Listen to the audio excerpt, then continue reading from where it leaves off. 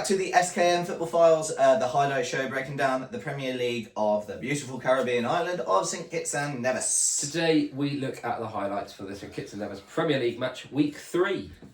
The opening game of the match, week 3, shows Rams Village Superstars take on my team, SKN, in the battle of the best so far in the early season. St Paul's taking on Sandy Point, who are looking for their first points of the season. Another two clubs putting their 100% record on the line is Stevens Bath taking on Connery. Security Forces looking for their first goal and points of the season against St Peter's. And the final matchup of the week showing Mantab versus Old Road Jets. Yeah, so the first game of match week 3 shows the two best teams in the league going head to head, with both Rams and SKN boasting 2 wins from 2, as well as neither side conceding a goal so far. And from the start, you could tell that both teams set up extremely well defensively and cancelled out each other's attack pretty easily. There was not really anything to talk about in the first half, as the defensive work from both sides were working at 110%. It was 0-0 at the end of the first half. But the worst possible start in the second half for Rams Village Superstars, as a corner in the 48th minute was floated into the box beautifully, and with Devontae Carter jumping the highest and caught Rams napping to head the ball into the back of the net to send SKN fans crazy.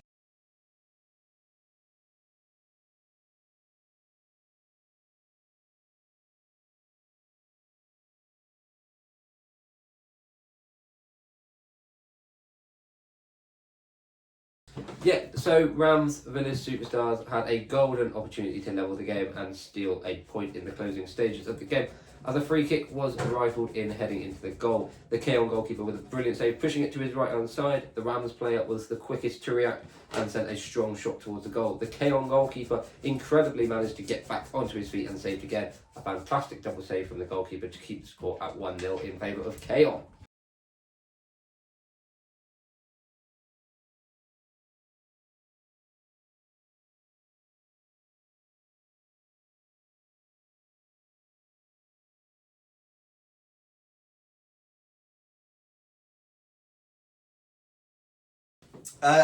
So brilliant performance from the keeper throughout the whole game.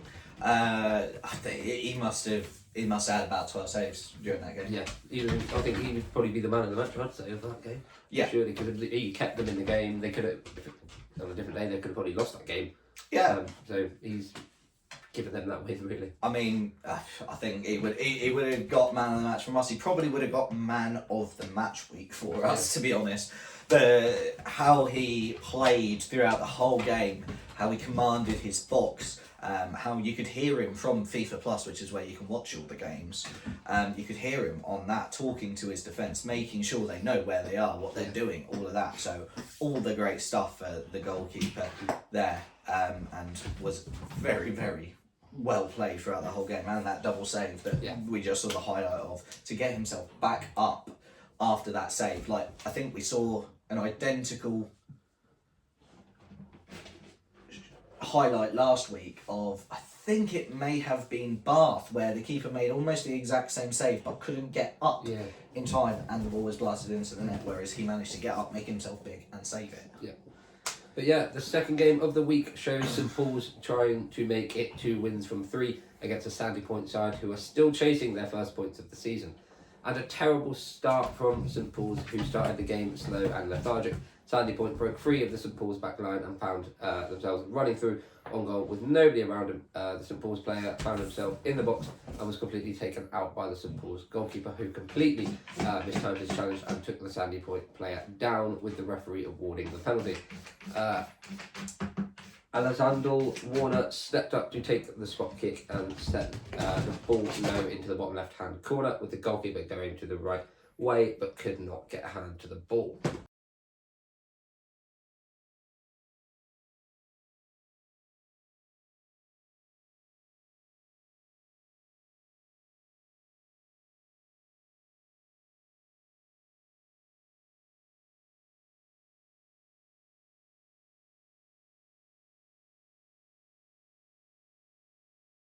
St Paul's found some life soon after, and a free kick that was whipped in found the head of the St Paul's striker, who sent it goalwards but was cleared off the line by the Sandy Point defence. The ball bobbled around and it did not look like the St Paul's player was taken out. A little, St Paul's claimed for the penalty, but nothing given from the referee, and it remained 1-0 to Sandy Point.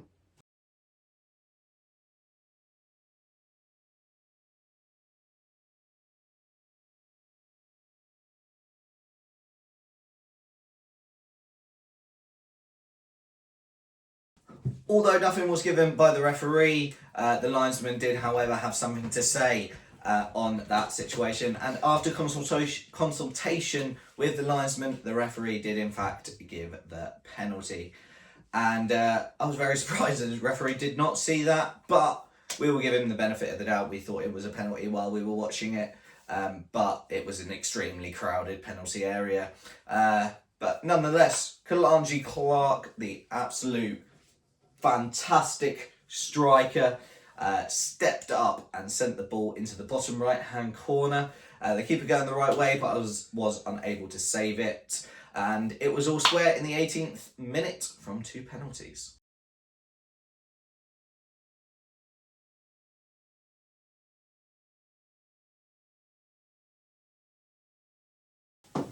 Into the very early stages of the second half, and Sandy Point started incredibly well as a brilliant cross found Deacon Liddy, who on the volley twisted his body and rifled the ball home into the bottom left-hand corner with no chance for the goalkeeper to save, and Sandy Point retook the lead in the 46th minute.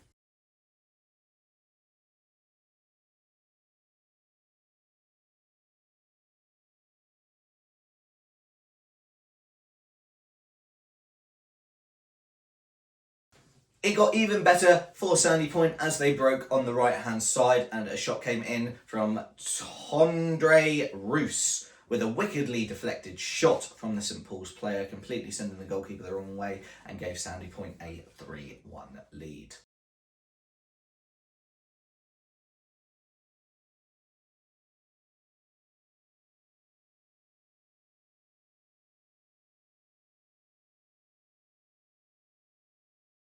St Paul's rallied the players and were then pressing to get back into the game, and did so in the 68th minute, courtesy of Akimba Lawrence, after a cross came into the box, bobbled through half a dozen players, and was then smashed into the back of the net.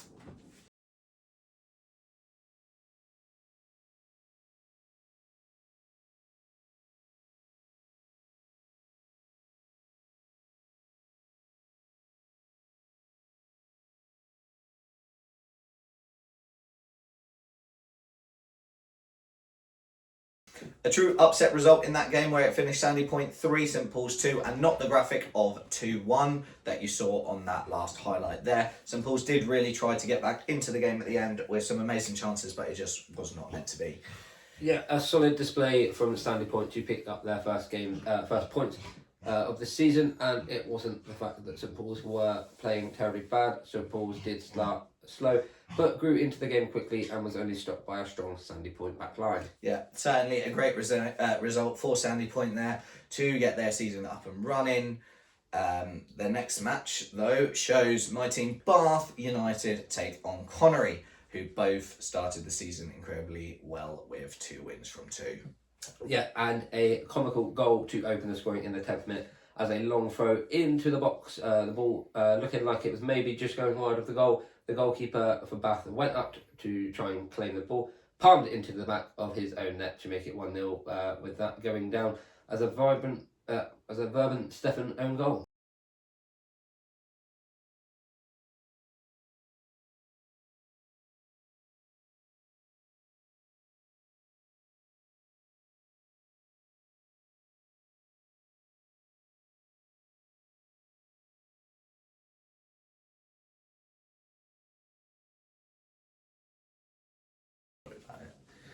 Yeah, such a silly goal to concede there so early in the game. The ball was not touched by a single player on the way, and the goalkeeper palming it into his own net.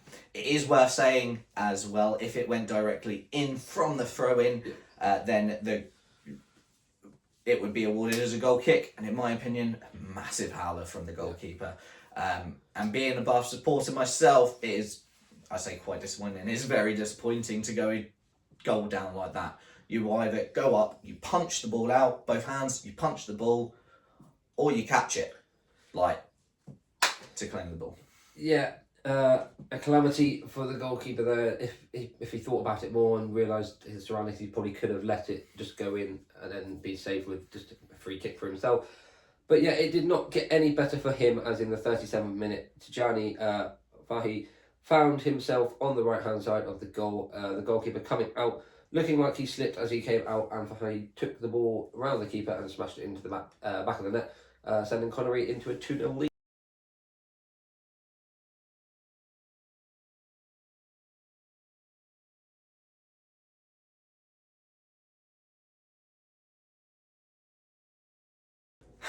Yeah, in my opinion, another mistake from the goalkeeper coming out like that and slipping over, wrong positioning, and a decision executed poorly. Bath found themselves 2-0 down and really through their own mistakes. Yeah, although early in the second half Bath started playing, they went out with purpose in that second half, as the Bath winger managed to run it to the byline, cut it back into Amani Williams, who was able to place it home calmly into the bottom right corner to give Bath a lifeline.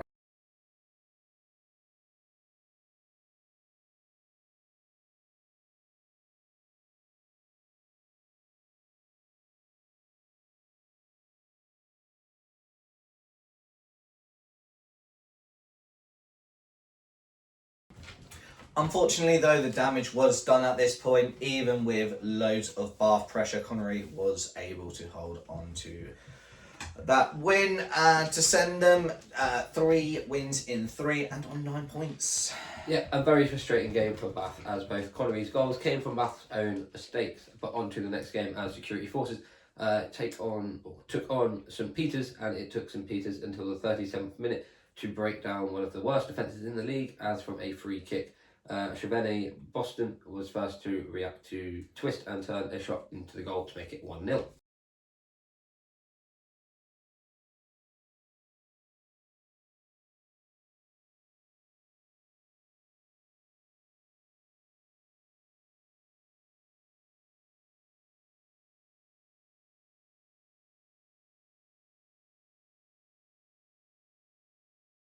It took till the 69th minute and a mistake from security forces goalkeeper for Jaden Merritt to extend the scoreline for St Peters, as the ball was poorly spilt by Merritt there in goal, and was spilt by the goalkeeper, and Merritt was first to react to send it goal bound and make it 2-0.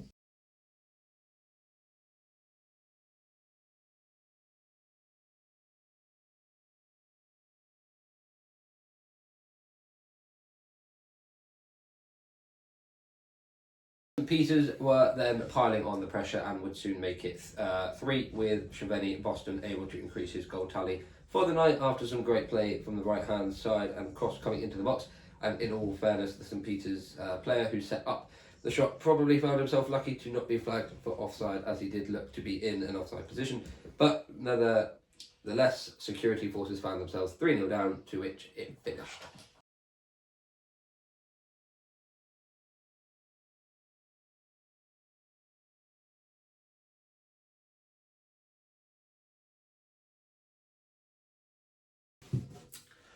Is it panic stations now for security forces, or is it too early? Well, when you look at their form, 0 wins from 3, 8 goals conceded, no goals scored, you do start to worry if they aren't scoring goals, they aren't winning games, and now teams are starting to pick up points around them. They need to act quickly and need to start scoring goals before it's too late, because we all know goals win your games. Yeah, you're not scoring goals, you're not winning games. I am worried for security forces, because 3 games in and they haven't found the net yet. No. And you can't see where the goals are coming from as well. We've watched all 3 games and yeah, they don't really look like they're creating enough, doing enough to get goals. Yeah, the defence has been questionable. Yeah. The midfield, where is it? And we can't really see if the strikers are good strikers, because they're not getting the They're chance. not really getting the balls to them, or they're not really getting the support around them. And they haven't had like overly difficult games, I don't think. No. But yeah, the last game of the week shows another club who is struggling for points in the form of Mantab. Mantab taking on Old Road Jets, who after their opening day loss has found some rhythm, winning the last 2 of 2. Yeah, and Old Road started strongly from the opening whistle as within the first 4 minutes found the back of the net with a cross into the right, and a bobble and scramble in the box. Caelan Libbard opened the scoring with a shot nestling into the bottom left hand corner.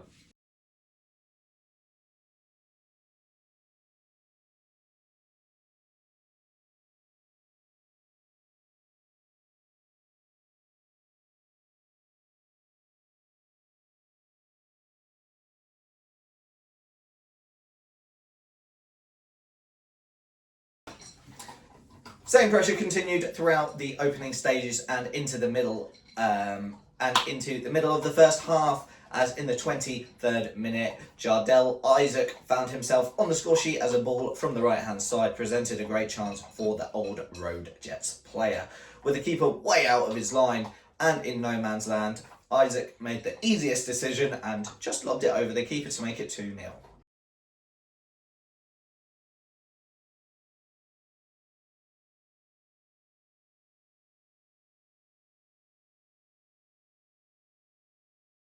Yeah, things went bad to worse for Mantab as a simple ball over the top found Libbard in the 26th minute to lob it over the goalkeeper and make it 3-0. Game, set and match early in the first half, and Mantab really didn't know what to do to counter it.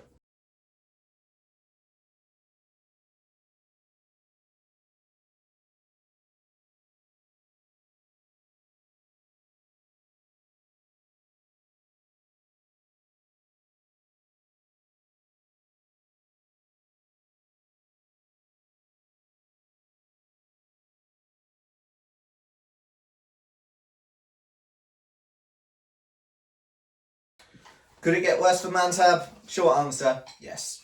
As Old Road found themselves again in the attacking third of Mantab, and on the far left hand side the ball passed into the middle of the park with again a simple ball over the top, finding unmarked Nikwan Brown, who just simply shot it past the keeper and made it 4-0 in the 36th minute.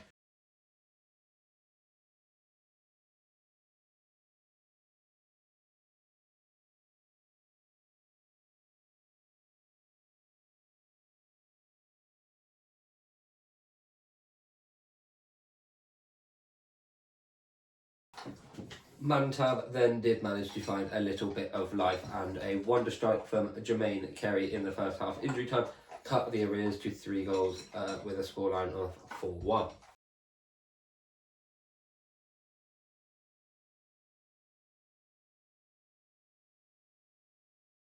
A great strike, and the teams went into the break with Old Road with a healthy 4-1 lead. Old Road started the second half as strong as they did the first, and Mantab again struggling to deal with the long high balls. This time from the left hand side as the ball was whipped in high, finding Old Road, and a lack of marking again from Mantab saw Jardel Isaac place the ball past the keeper in the 56th minute to make it 5-1.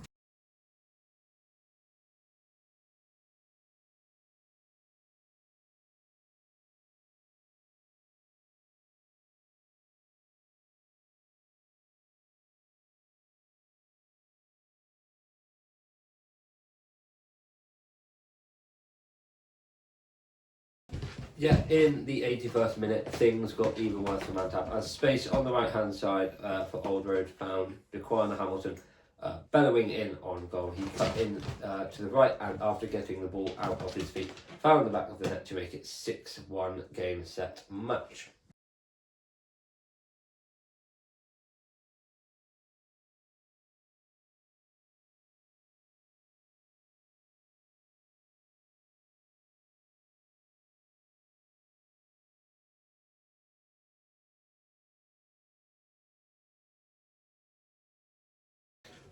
A complete demolition job there for Old Road, who are really starting to find their feet now in the league. Some great score lines there to tighten the league up from match week 3. And we can now look at the league table after all this week's action is said and done.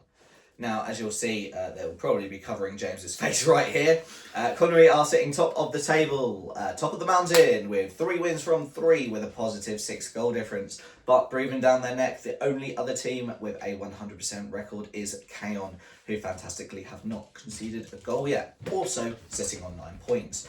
Old Road, Jet and Village sit in those 3rd and 4th places, sharing a goal difference of 6 and 6 points, while Bath, after their loss, drop out of the top 4 on goal difference. Sandy Point and St Peter's join St Paul's on 3 points after their win this weekend, while Security and Mantab are still chasing their first points of the season with 0 wins and sit in those dreaded relegation places.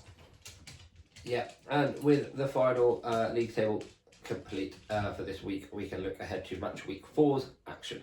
We start the weekend off on Friday night as St Paul's want to start putting on pressure on that top 4 as they play Bath United. 8 p.m. kickoff is St Kitts and Nevis, meaning a midnight match for us to watch here in England. On Saturday, we have SKN looking to extend their winning run as they take on Sandy Point. That could be a high-scoring game potentially then, who pulled off that upset in match week 2. Followed by Old Road Jets as they take on Connery, who are the only other team that boast a 100% record, and Old Road taking to capitalise on their good form and demolishing 6-1 win from last week. On Sunday, we have Rams Village Superstars looking to bounce back as they play league strugglers Security Forces, who find themselves who themselves will be looking to get their first goal and points of the season. Definitely not getting any easier for them there. No. And finishing off match week 3 sees St Peter's taking on Mantab, which again could be quite a good game for St Peter's there. Mantab maybe pull off something there. All the kickoff times in both St Kitts and Nevis and in England times are on the bottom of the screen. And if you can watch all the games live and free on the FIFA Plus app or website, if you just search on FIFA Plus, you will find it. Some good games there for match week 4 now. Could be some quite high scoring ones in there as well. I'm worried for Security Forces. If Security Forces carry on playing like they did, look, Rams are going to take them. Because Rams score goals and they didn't concede any goals until they played SKN, but they only conceded 1. Yeah. So their defence is on point, conceding 1 goal in 3 games, and against a team that can't score but concede, it could be quite a poor one. But they might pull off an upset. They might.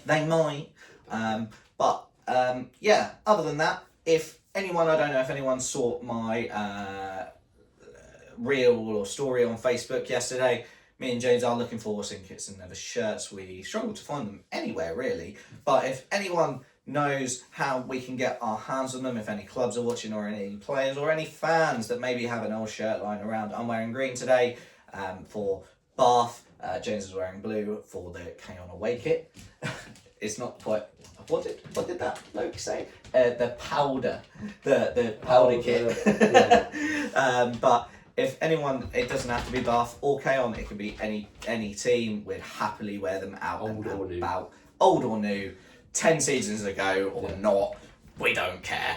But yeah, please let us know. Either send us a message on Facebook or whatever. Or leave a comment on this video. Or leave a comment on this video. But other than that, thank you for joining us for this week's St Kitts and Nevis Football Files, and we look forward to seeing you next week for the breakdown of all the action from this absolutely fantastic league. See ya.